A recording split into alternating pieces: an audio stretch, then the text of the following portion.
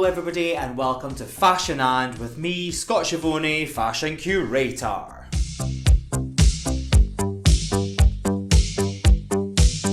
This week on Fashion And, we're dedicating an entire episode to the trailblazing fashion models who, since the 1940s and 50s, have revolutionised the fashion industry by walking the runways and gracing the covers of magazines. The theme of this episode is fashion and black models.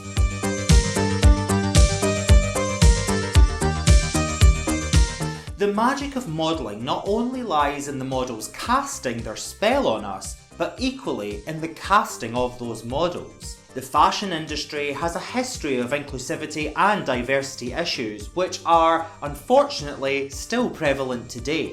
In 2014, non-white models made up only 21% of New York Fashion Week's Spring-Summer 2015 castings. By autumn-winter 2019, racial diversity on the runway had more than doubled to reach 46%.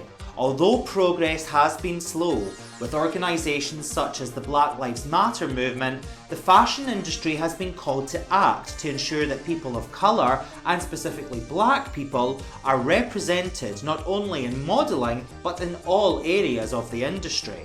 Modelling as a platform has provided many firsts within the fashion industry, and none more so than for black models. The first black model to open a runway show, the first black model to appear on a magazine cover, etc. The list goes on. Black fashion models have not only inspired and helped to transform attitudes of beauty, they have educated the world on all the glorious tones of black skin. Black models deserve major recognition. They are pioneers, trailblazers, philanthropists and activists, revolutionising the fashion industry and challenging ideals of female beauty. For this episode, we'll be looking at black models as major forces in driving diversity in the fashion industry through three themes: revolutionary beginnings, trailblazers, and icons and activists. But before we get started, I would like to highlight some organisations supporting people of colour. I've included links to these organisations in the description where you can access more information and support through donating money or time. Thank you, and now back to the episode. During the 1940s, 50s and 60s, three women broke down barriers and changed the face of fashion: Ophelia DeVore, Dorothea Towles and Helen Williams. In 1938, model Ophelia DeVore enrolled at the Vogue School of Fashion Modelling in New York City. The school, as they did not accept black students, assumed that DeVore was Caucasian because of the lighter shade of her skin. DeVore graduated and got her breakthrough in 1945 when Ebony magazine launched. Frustrated by racism in mainstream fashion, DeVore set up her own modelling agency, saying, "I didn't wait for somebody to make a plan or roadmap for me, I did it for myself." DeVore was an advocate for diversity, helping to launch the careers of Dorothea Towles and Helen Williams, two of the top models of the 1950s and 60s. Dorothea Towles was the first black student to enrol at the Dorothy Farrier Charm and Modelling School. She soon began to appear in black fashion shows and magazines, but is best known as one of Christian Dior's house models. Discovered whilst on holiday in Europe in 1949, she was the first black model to appear in the haute couture salons and modelled for Jacques Fath, Pierre Balmain, Christian Dior and Elsa Schiaparelli. Towles said, "For once I was not considered black or African American. I was just an American. They treated you like a queen." In 1954, she returned to the United States and began a tour of black colleges, showcasing her collection of Parisian haute couture, raising money for the sorority to which she belonged. She was signed as a model by Ophelia DeVore and continued modelling into the 1970s. Helen Williams turned her attention to modelling whilst working as a stylist in a New York photographer's studio.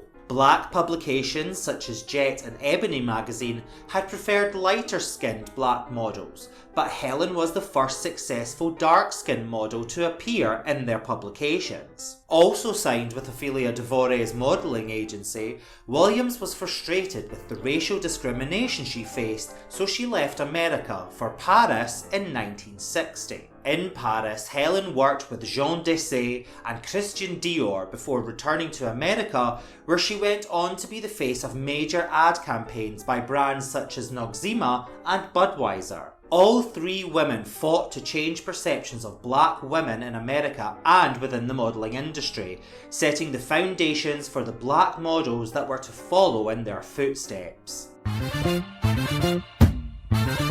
Throughout the 1960s, 70s and 80s, black models continued to break down barriers and overcome challenges imposed by the industry in order to break into the mainstream. In November 1968, Naomi Sims became the first black model to appear on the cover of Ladies' Home Journal, and the following year as the first African American model on the cover of Life magazine. Naomi Sims turned to modelling in 1966 whilst attending the Fashion Institute of Technology. She was repeatedly turned down by agents in New York because they considered her skin to be too dark. Deciding to approach photographers directly, her determination paid off when in 1967, Gosta Peterson, a photographer for the New York Times, shot her for the cover of their fashion supplement. After appearing on the cover, Sims became the first model of colour to be represented by Wilhelmina Cooper's agency, Wilhelmina Models. Model Beverly Johnson said, "As a model, she had so much grace, class and intelligence that you could take all of us and put us together and we wouldn't equal Naomi Sims. She literally stopped traffic when she walked down the street."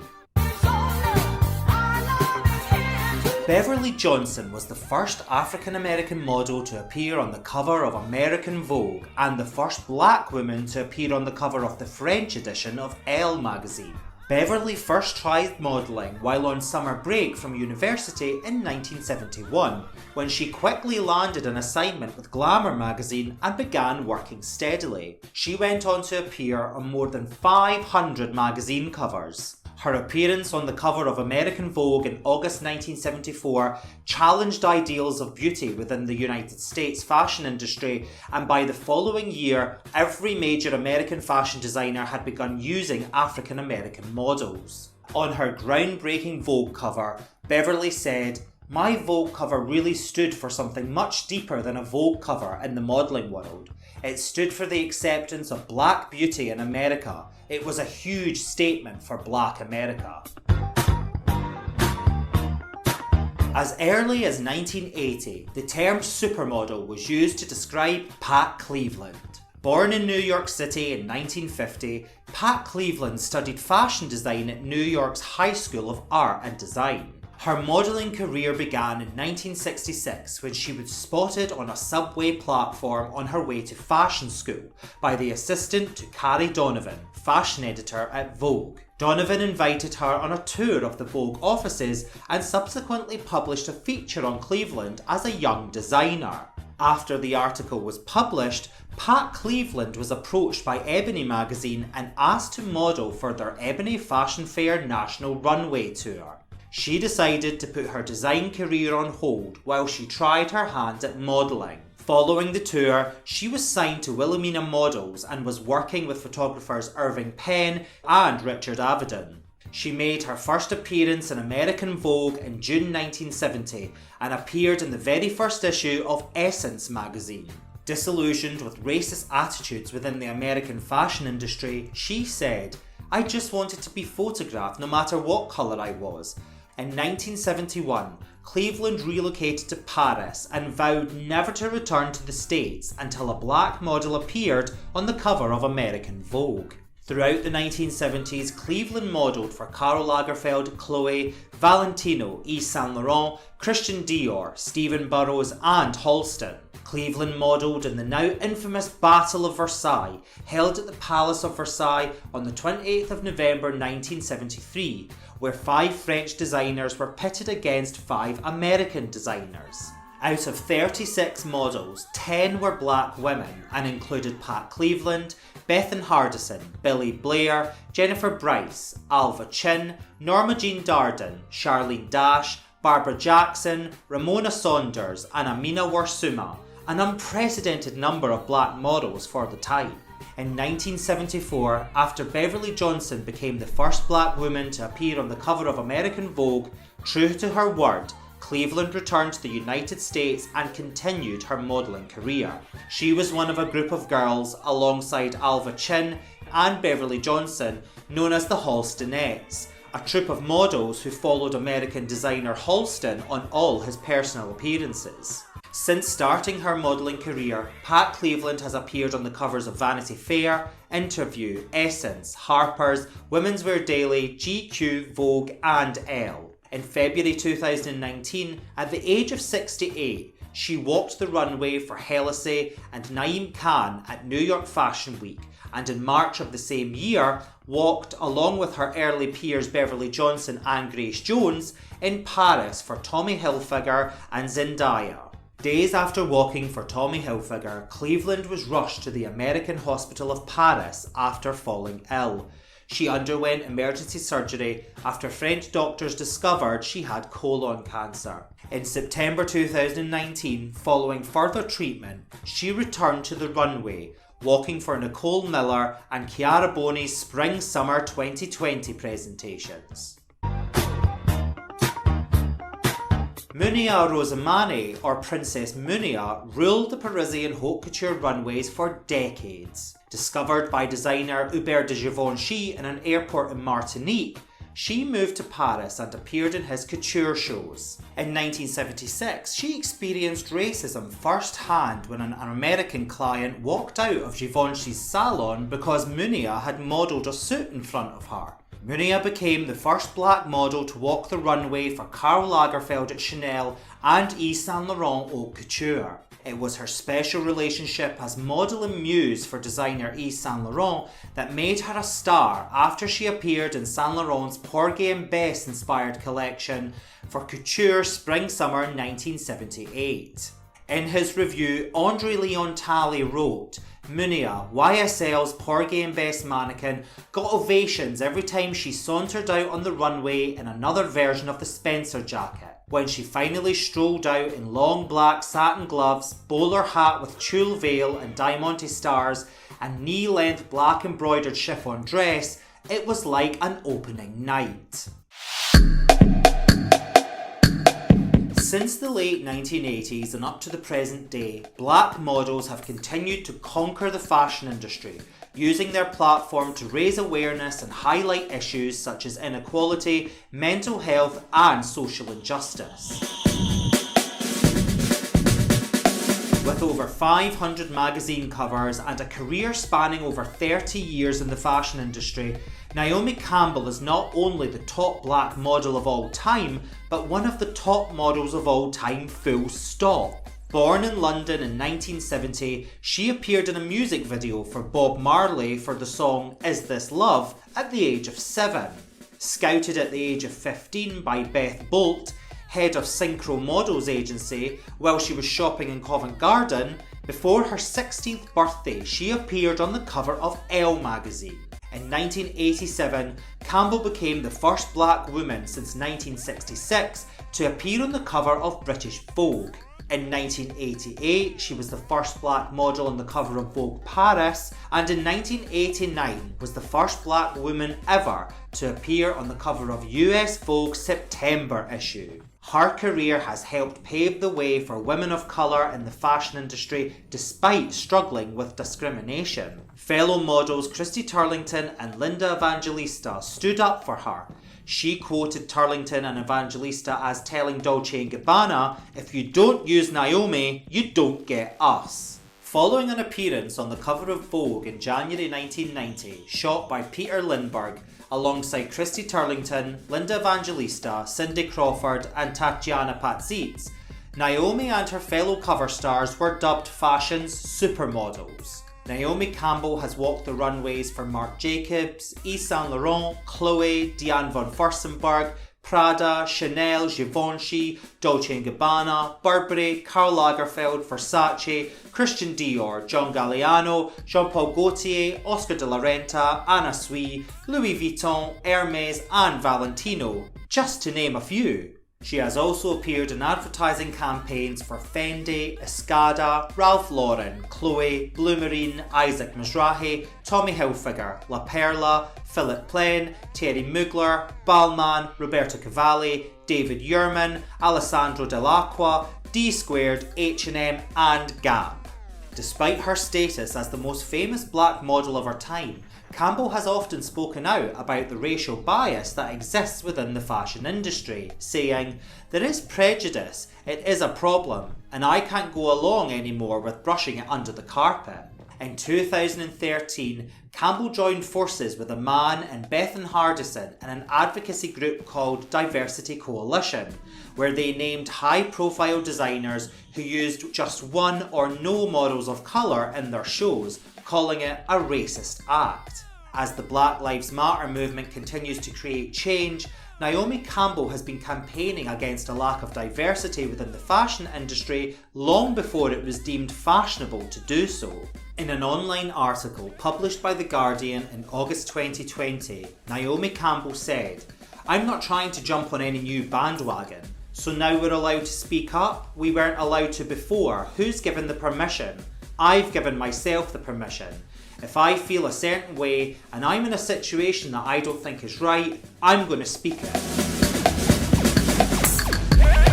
Alec Weck is one of the world's foremost supermodels, widely regarded for breaking countless stereotypes and boundaries, not only for women of colour, but women in general. Born into the southern Sudanese Dinka tribe in 1977, her life was turned upside down by the outbreak of civil war in 1982. Alec's older sister had moved to Britain before the Civil War and applied on behalf of her family for refugee status.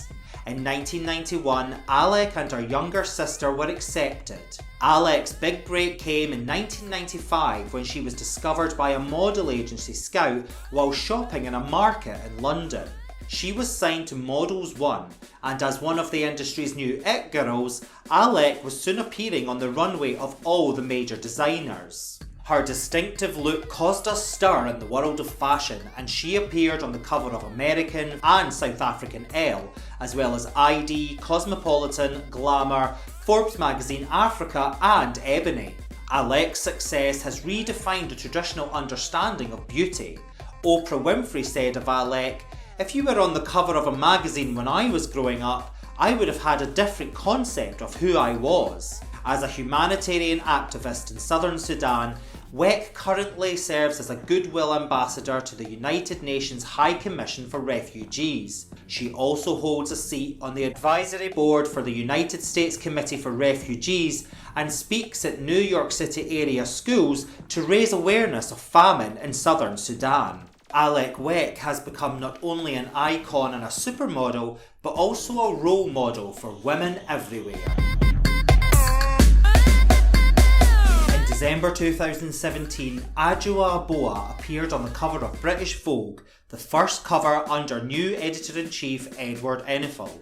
Enninful wrote at the time, "Adjoa is leading the fashion conversation for women into the modern era." Born in Westminster, London, since launching her fashion career, Aboah has also been on the cover of American Vogue, Vogue Italia and Vogue Poland. After her own personal struggles with sobriety and a concern over the lack of mental health resources for young women, in 2017 Aboah launched an organisation for young women called Girls Talk, a space where young women can discuss mental health, sexuality, education and identity that joyfully champions inclusivity and offers a place to belong. She was selected to appear on the cover of the September 2019 issue of British Vogue by guest editor Meghan Markle, Duchess of Sussex. During the COVID-19 pandemic, Aboah created the #CopingTogether initiative with the hope that creativity could be a way to connect people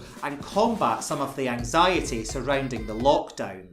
Black models have for decades not only inspired and transformed attitudes of personal beauty, They have had to fight to overcome the discriminations and inequalities of race and class. The fashion industry has a history of inclusivity and diversity issues. However, more recently, the industry has been called to act to ensure that people of colour, and especially black people, are represented in all areas of the industry.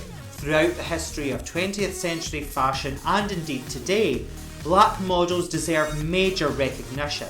They are pioneers, trailblazers, philanthropists and activists. Through strength, resilience and determination, black models have revolutionised the fashion industry, challenged ideals of female beauty and empowered women, paving the way for those who have followed.